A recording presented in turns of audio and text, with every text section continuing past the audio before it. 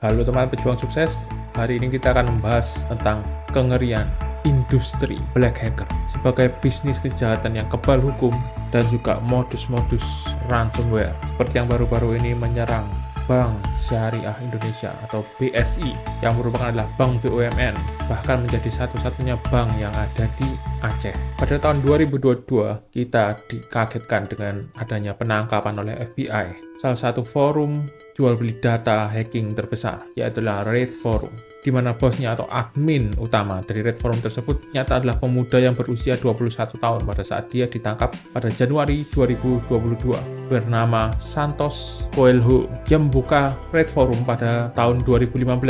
Jadi jika dihitung pada saat itu dia masih berumur sekitar 15-an tahun dengan codename Omnipotent. Namun pada saat proses pembelian pancingan oleh FBI pun bahkan dikibulin. Uang sudah ditransfer, barang kagak dikasih. Kacau bener ini. FBI aja meskipun waktu itu tidak diketahui bila mana itu FBI karena adalah sedang melakukan penyamaran untuk melakukan pembelian. Tapi ya gini-gini amat gitu loh. Apa mungkin karena dilihat akunnya masih agak baru jadi dicurigai oh ini masih bocil gitu. Meskipun FBI sudah mengetahui identitas dari admin atau bos pemilik Red Forum ini, mereka tidak dapat melakukan tindakan yang secara nyata untuk menangkapnya.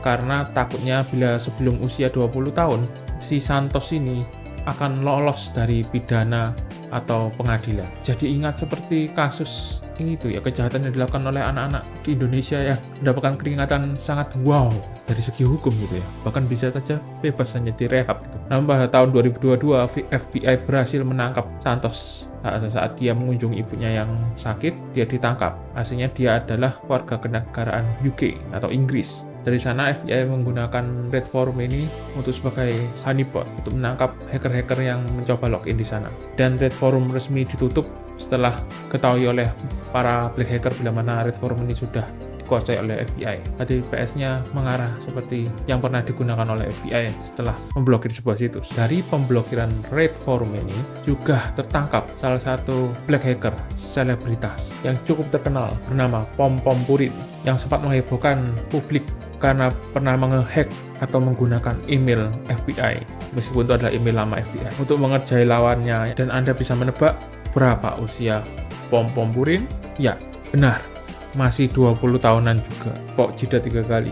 Para black hacker ini memulai profesi mereka dengan bergabung ke forum-forum, menggunakan tools-tools yang bersifat gratis, melakukan percobaan-percobaan. Mungkin dapat dikatakan awalnya hanyalah kenakalan remaja yang ingin mencari eksistensi diri untuk mereka dapat menunjukkan kebolehan mereka, kejagoan mereka. Namun, seiring berjalannya waktu, dengan lingkungan yang seperti itu, Anda bisa menebak apa yang akan terjadi selanjutnya. Akan berkembang dari kenakalan remaja menjadi sebuah kejahatan. Dan kejahatan yang berurusan dengan uang yang sangat besar. Kalau misalnya dulu kita anak zaman Gen Z itu ya ditanya mau jadi apa, YouTuber. Kalau sekarang mau jadi apa, jadi hacker ya. Supaya bisa ngehack akun bocil app atau akun Mobile Legends itu ya. Dulu saya ini menganggap black hacker ini pastilah dipimpin oleh mafia yang besar dan anak-anak muda ini hanya direkrut sebagai freelancer atau partisipan gitu. Dan negara yang saya anggap paling banyak hackernya yaitu adalah India, Rusia, dan untuk state hackernya ada Korut. Dan usianya ya remaja-remaja sampai 20 tahun gitu. Itu sudah tergambar di beberapa informasi yang ada itu di YouTube juga bisa kita cari maupun di berita-berita media mainstream gitu. Namun sebenarnya black hacker ini tersebar di hampir seluruh dunia merata gitu ya. Namun secara pencengangan ternyata yang memiliki salah satu forum jual beli data hacker dari black hacker ini ternyata yang memiliki adalah anak-anak muda juga. Ini sungguh miris gitu ya. Generasi penerus bangsa kok malah menjadi penjahat gitu. Dan bila mana kita bandingkan dengan white hacker itu kan harus melalui tahapan sekolah. Jadi mereka harus S1 terlebih dahulu, lanjut ke S2. Dan usia mereka berarti setelah lulus sekitar 25 tahun. Apalagi white hacker awal pasti tidak dapat langsung mengimbangi seniornya. Karena senior memiliki pengalaman seperti itu. Dan bila mana kita bandingkan dengan black hacker, mereka yang sudah melakukan pembelajaran secara otodidak dan langsung latihan tes lapangan untuk mencari uang gitu, meskipun uang haram di sini, ya tentu saja dari segi pengalaman mereka sangat berbeda. Ransomware adalah virus atau malware yang minta tebusan dengan sandera gadget atau data milik teman-teman. Istilahnya adalah virus atau malware, mama minta pulsa atau mama minta duit dolar gitu ya di sini. Namun hampir dipastikan bila mana teman membayar tebusan ini, data dan gadget Anda tidak akan kembali seperti sedia kala. Ransomware ini dapat menyerang baik komputer rumah maupun komputer dari perusahaan yang sangat besar. Bank-bank besar pun sempat terserang oleh ransomware ini karena dilakukan oleh baik hacker skala negara sampai hacker-hacker yang memiliki kelompok besar gitu ya. Jadi tidak heran bila mana serangan hacker menggunakan ransomware ini mencapai 1,7 miliar tiap hari. Bahkan dikatakan ada 19 serangan tiap 1 detik. Ransomware ini dilengkapi atau dikombo dengan virus worm hingga dia dapat menyebar ke perangkat yang lain bila masih dalam satu jaringan. Ditambah lagi untuk komputer dengan taraf rumahan, Anda sangat mungkin untuk tidak dapat menghilangkan virus atau malware ransomware ini dengan melakukan format total. Meskipun itu Anda sudah install ulang Windows, format hard disk, namun virusnya masih bisa bersemayam di RAM atau motherboard, yaitu adalah di chip BIOS, tempat firmware dari motherboard. Kalau sudah itu, kita mau ganti ke pabriknya, itunya aja tidak bisa karena kesalahan ada pada Anda dan bukan cacat dari pabrik. Sampai saat ini adalah backup offline, bukan online ya, bukan di cloud. Itu adalah solusi terbaik. Namun kembali lagi, hardware lama tidak bisa digunakan karena sudah terkontaminasi. Kecuali untuk perusahaan-perusahaan besar, mereka membayar white hat hacker dan juga sistem pengamanan yang akan melakukan pengecekan secara menyeluruh dengan produk-produk keamanan yang memang dapat memberikan benteng untuk melakukan recovery yang berbeda dengan komputer rumahan. Tentu saja itu semua ada harganya, bayar gitu bro. Apa yang membuat kejahatan ransomware ini sulit diberantas dan menjamur merajalela, tidak ada habis-habisnya gitu ya.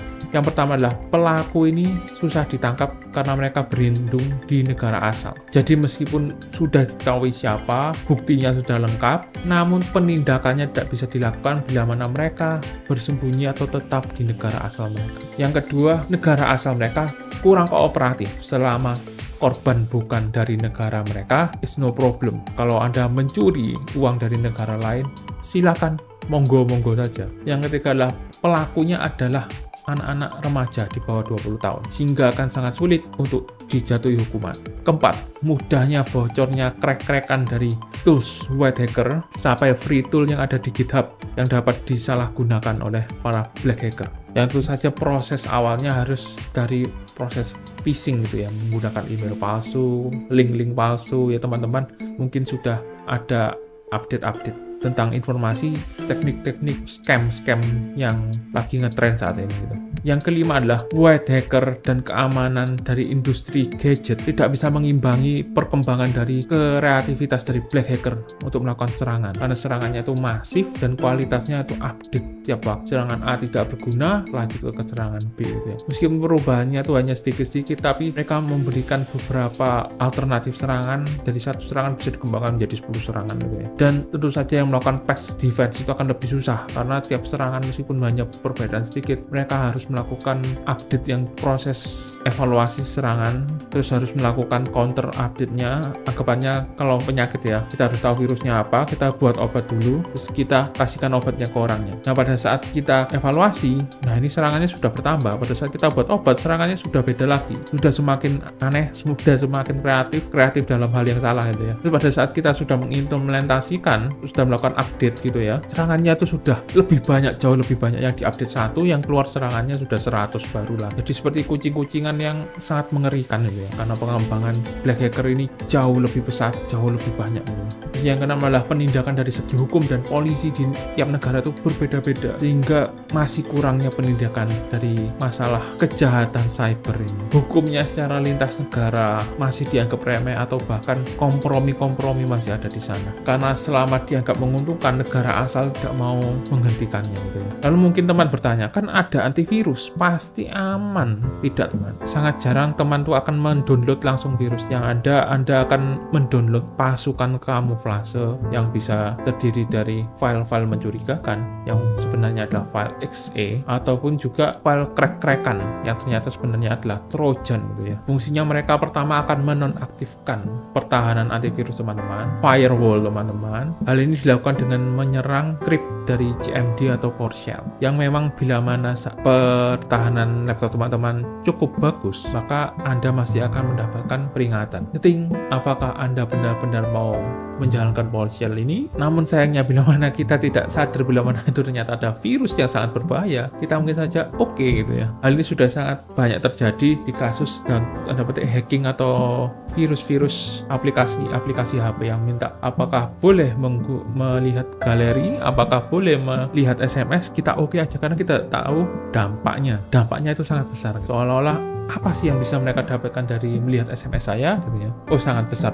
Script yang tadi sudah berhasil menonaktifkan antivirus atau Windows Defender, lalu memberikan komen untuk melakukan download virus yang sebenar. Biasanya ada trojan, ada worm, kalau lebih canggih ada bootkit menyerang firmware atau chipset atau komponen BIOS yang ada di motherboard teman-teman. Berikut ada beberapa cara hacker menghack gadget ataupun akun teman-teman. Yang pertama pada HP, akun email atau akun sosmed adalah membeli link, adanya kris juga, yang mana link dan kris ini, kris itu sebenarnya sama ya, link cuma dapat di scan itu langsung nyambung ke link gitu ya, lewat WA, SMS, email yang diarahkan ke halaman website yang aspal gitu ya, kelihatannya asli tapi ternyata palsu gitu. Lalu mereka meminta akun, email, dan password teman-teman. Inilah yang disebut phishing. Jadi teman-teman ada tulisan misalnya IG Anda mengupload konten yang bermasalah, tolong lakukan verifikasi dalam waktu 24 jam, bila tidak akun Anda akan di-banned gitu ya, atau di-ban. Lalu Anda mengklik link tersebut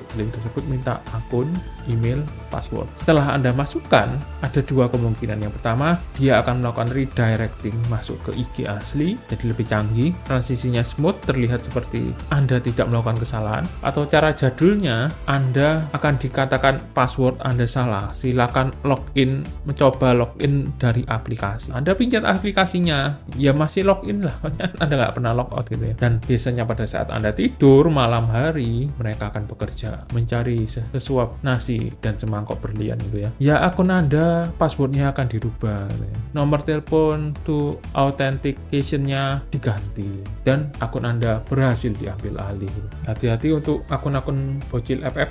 Cara kedua, korban dengan sukarela atau terbujuk iklan untuk menginstal aplikasi yang meminta akses seperti SMS, telepon, galeri, dan lain-lain. Hal ini berfungsi untuk mengambil data pribadi teman-teman, juga mengambil kode OTP dan two-factor authentication. Lalu apa resiko dari hal ini bila mana terjadi atau sudah terjadi? Benar, m-banking teman-teman siap-siap dikuras dalam waktu kurang lebih dari 24 jam.